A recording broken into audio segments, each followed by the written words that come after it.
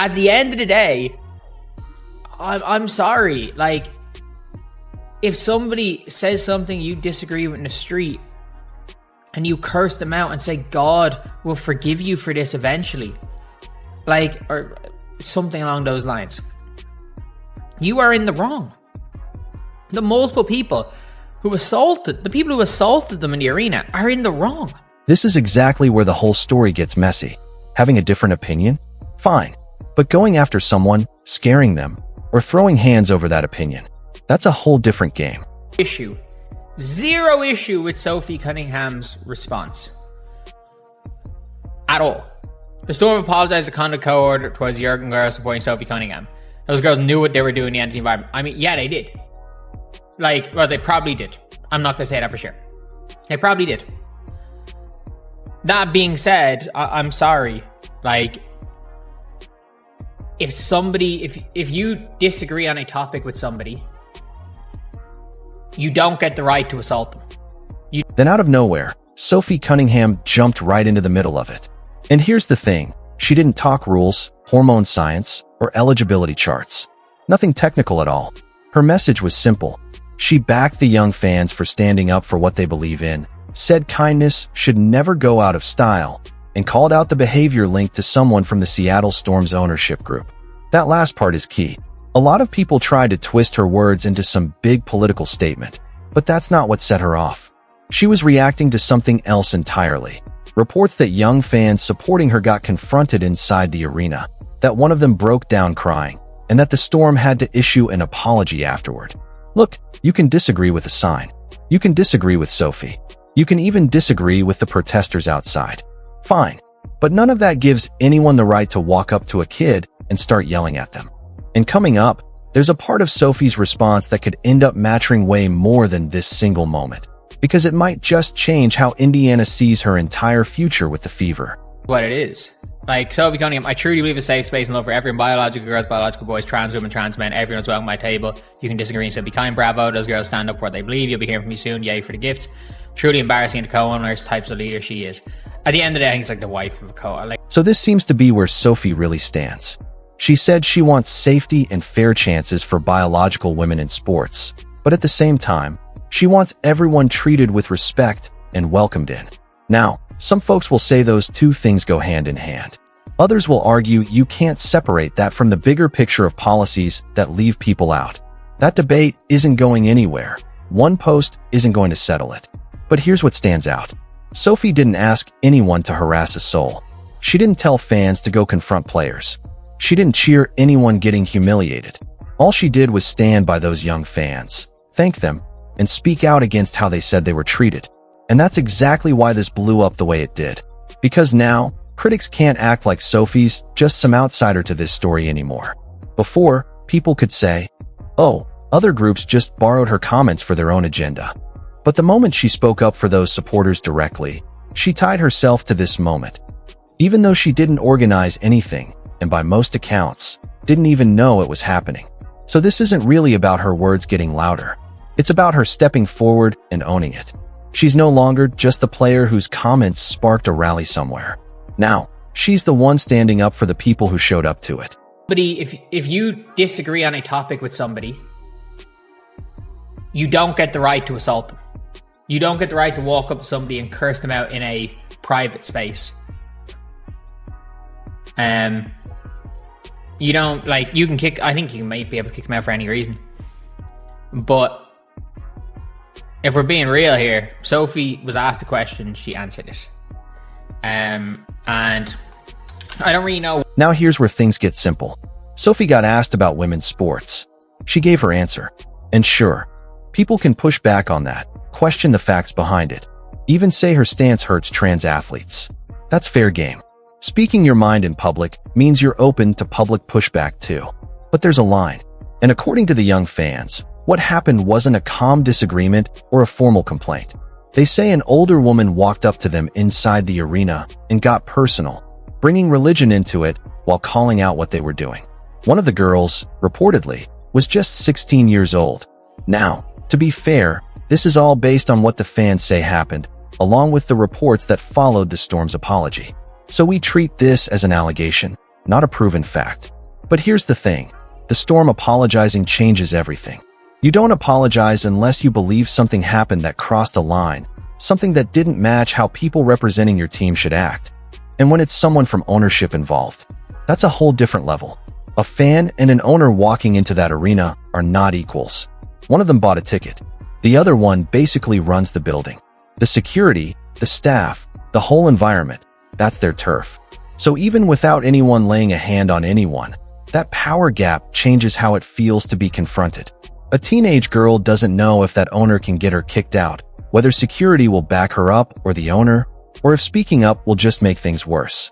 That's exactly why people in positions like that are expected to hold back, not lash out. Real here. We gotta be real, and unfortunately playing competitive sports at the highest level is not a human right either. But yeah, like obviously, look, Sophie's responding. I don't think anyone has any reason to believe that she's anything other than an extremely lovely human being. Here's something people keep dancing around instead of facing head-on. Playing at the highest level of pro sports was never some basic human right that everyone gets by default. Look at any major sport out there. Age brackets exist, weight classes exist, drug testing exists, and in plenty of competitions, even nationality rules apply. Every league on earth decides who gets to compete, under what terms, and by which standards. So the real question was never, can rules exist? Of course they can. The real question is how those rules should handle sex, gender identity, medical transition, fairness, safety, and whatever science actually backs it up. And here's the problem. You can't fix that with a catchy slogan from either side. It takes real data specific to each sport, clear standards, medical input, legal understanding, and honest talk about the trade-offs involved. Basketball isn't swimming. Combat sports aren't track and field. Kids playing rec league ball isn't the same conversation as pros competing for a title. Slap one blanket rule across every single sport, and you're just creating a fresh batch of problems. Sophie put her opinion out there. Fair enough. Her critics have every right to ask for more. What exact standards is she backing? Does this apply to every age group, or just the pros? Where does she draw the line between rec sports and elite competition? What would actually change her mind? Those are legit questions worth asking. But somewhere along the way, people stopped asking questions and started handing out character verdicts instead, and that's where this whole conversation falls apart. Because here's the truth. You can think someone's wrong about something and still not be a cruel person overall. And flip that around. Someone can preach about inclusion all day long and still treat a person standing right in front of them terribly. That contradiction. That's exactly why this story hit such a nerve. The same people loudly claiming to protect kindness and safety are now getting judged on whether they actually practiced it when two teenagers stood in front of them, holding a different opinion. Now, even if you don't agree with Sophie Cunningham's stance here, there's really no solid case that this comes from some political agenda. Here's the wild part. Apparently, she's not even MAGA. Genuinely funny, considering there are actual MAGA-aligned players in this league. But from what's been reported, she isn't one of them. People have rushed to slap a full political label on her based on one single issue, and that's just lazy thinking. Players aren't political party manifestos. Someone can agree with one side on sports eligibility and completely disagree with them on 10 other topics. She can support the transgender community on a personal level while still backing sex-based divisions in professional competition. Sure, you can debate whether that's logically consistent, but it's not some rare contradiction either. Slapping a political label on her might win points in an online argument, but it doesn't actually explain what she believes. Only she can define that. And here's the real danger. Once you assign someone a political team, it becomes way too easy to justify whatever happens to them next.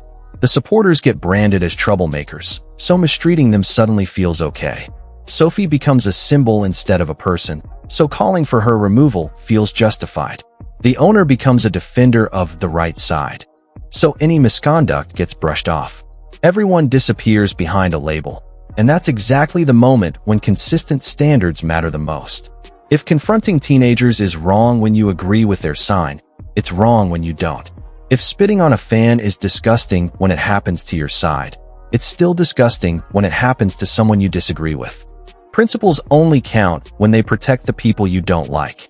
And to everyone yelling that Indiana needs to trade her, cut her, drop her, slow down. She's leading the entire league in true shooting percentage right now. And from everything being said, this is someone who'd take a bullet for her teammates, and they'd do the same for her. That locker room bond is where this really gets interesting. There's an on-court argument. Her shooting efficiency speaks for itself. But there's also a character argument, one that's harder to measure on a stat sheet: loyalty. Indiana's chemistry all season has pointed to one thing: she's trusted in that room. She plays physical, takes the tough defensive assignments, protects teammates, spaces the floor, and brings an edge this roster has needed for years. That doesn't make her untouchable. No role player is immune to roster evaluation. Money, health, age, fit, it all matters. But anyone demanding she gets cut purely because of internet backlash is skipping the actual basketball conversation. Does losing her make this team better? Who replaces that shooting? Sure, maybe some free agents feel uneasy about this. Everyone's entitled to pick an environment where they're comfortable. But Indiana wasn't exactly a dream destination before any of this happened. This franchise spent years rebuilding, cycling coaches, searching for stability. They're big free agent signings. Players coming off major setbacks looking to rebuild value. That's the actual pattern here, not superstar chasing. Then Caitlin Clark changed everything. Bigger crowds, national TV, endorsement deals, real championship buzz. That pulls in players who care more about visibility and opportunity than they care about a political headline. Money matters. Role matters. Coaching matters. Winning matters. Family, geography, playing time. Free agency has never been about one single factor, and it's not starting now. There's also a contradiction worth pointing out.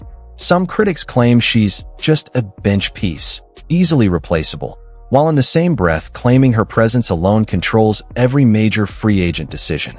Both can't be true at the same time. Realistically, the players Indiana attracts right now are the ones looking to rebuild a reputation, or the ones who want to ride the wave next to Clark.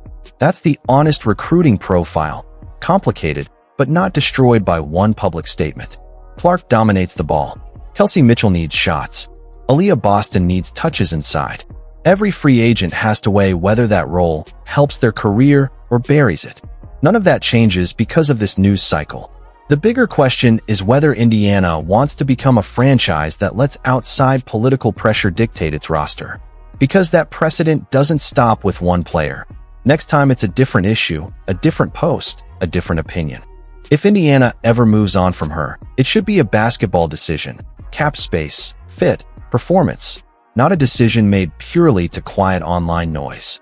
Cutting someone just to silence criticism sends one clear message to every player in that locker room. Your job security depends on the internet's mood that week. But strip away every opinion on the sports debate itself, and one thing stands completely on its own. The alleged conduct from that night was flat out wrong. According to accounts from that game, young fans say they were confronted simply for supporting Sophie with signs. Other reports describe interference, and video appeared to show someone spitting toward a fan. Not every detail has been fully confirmed, so each claim deserves careful framing. But there is no defending spitting on a fan. There is no version of inclusion that requires humiliating a teenager. And that's really the whole point this story keeps circling back to.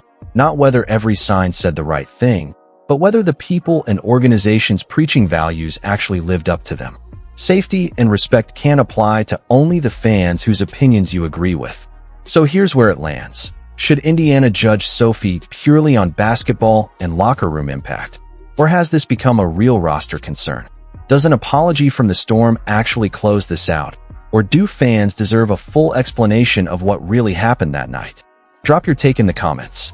If you believe consistent standards should apply to everyone, no exceptions, hit that like button and stick around, because this story is far from finished.